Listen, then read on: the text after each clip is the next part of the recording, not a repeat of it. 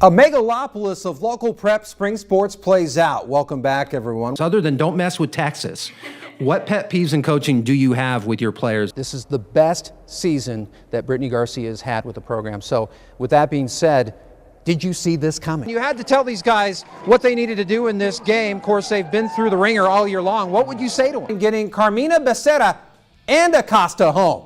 And watch Acosta. She's just jacked. She's like, you go, girl. It's called a fumble.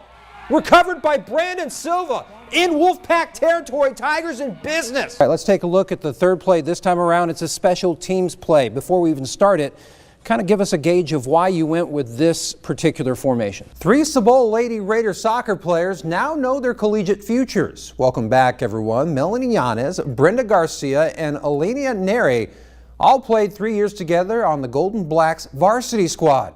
Now, each of them will continue their respective soccer journeys at Arizona Western College. Earlier today, Raider Nation and AWC held a special letter of intent signing ceremony in their honor. They came very close to knocking off both Central and Brawley, and a lot of people thought this was supposed to be a rebuilding year. Right. Well, Imperial earned a 7th seed in the CIF San Diego Section Division III playoffs, and we're playing an opening round home game against West Hills at Shimamoto Simpson Stadium. The Tigers are fired up, and Coach Kerry Laguerre getting them coached up. First quarter, Wolfpack with the ball first. Running back gets drilled right into the ground by Tanner Travis. The kid's a lethal weapon.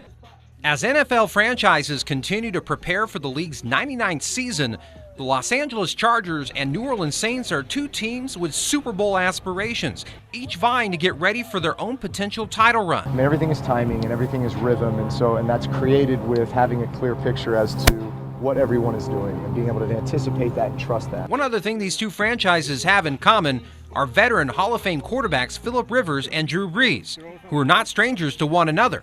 When Rivers came into the league in 2004 with the Bolts, Brees was already the established quarterback for the same team. I felt early on as a rookie that, this guy's pretty dang good. After 2 seasons, the quarterback controversy would end, with Rivers emerging into the Chargers' starting role and Brees moving on with the Saints, where he would continue to thrive.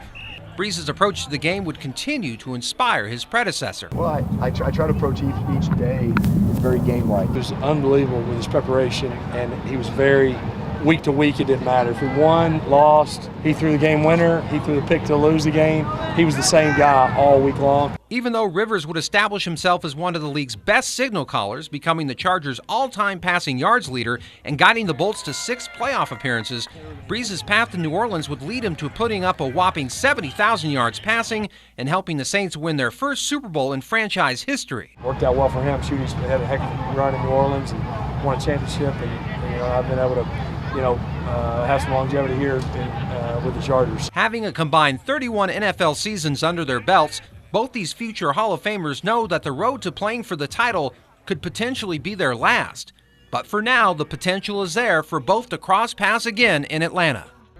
Imperial Baseball's latest spring campaign is unparalleled in the school's modern era. Led by a stacked senior pitching staff anchored by aces Kobe Lopez and Diego Melos, the Tigers racked up 27 wins en route to their first IVL title since 2005.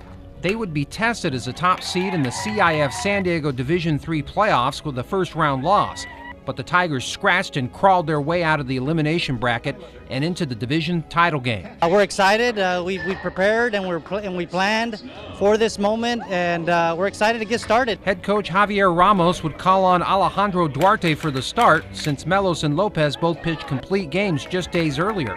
It would prove to be a decent start for Duarte, as he managed a strikeout, a deep flyout, and a shallow pop-up to get out of the top half unscathed. Even though Jacob Trujillo would get the Tigers' first hit of the game, Imperial discovered quickly that runs would be tough to come by when Trujillo was caught on a steal attempt and Kobe Lopez grounded out to end the first inning. After 2 scoreless innings, the Islanders would break through, scoring a pair of runs in both the 3rd and 4th innings, putting the Tigers in a 4-0 hole. Coach Ramos is forced to dig deeper in his bullpen by calling in Chris Lopez. That decision would pay off immediately, as Lopez forces a shallow fly to himself to get Imperial out of the top of the 4th. In the bottom half, the Tigers would have some hope. As Duarte hits into a fielder's choice, even though he's tossed out at first, Kobe Lopez would get Imperial on the board. But as the game would go on, the Tigers' offense would struggle, not finding many answers for the Islanders' pitching, going scoreless in the 5th and 6th innings. Down to their final 3 outs of the season, like in games past, the Tigers would fight to the end. Patrick Bush would find a way to hit this pitch just short of a flyout in right to load the bases full of Imperial Tigers for the first time all afternoon. And then Trujillo gives one more heroic at bat as he finds space in right field, cutting the Tigers' deficit to 7-3. Imperial is down to their last out with Kobe Lopez at the plate, but his strikeout would end the Tigers' epic season with a moment of heartbreak. The Tigers came close to their first CIF San Diego Section championship in the modern era, but are hungry for another title shot. We obviously had a mission of winning CIF and we fell short, but that's not to say we had a disappointing season. We're proud of them, and they definitely raised the bar for Imperial High School baseball, and we're grateful for that because now we know where we want to be.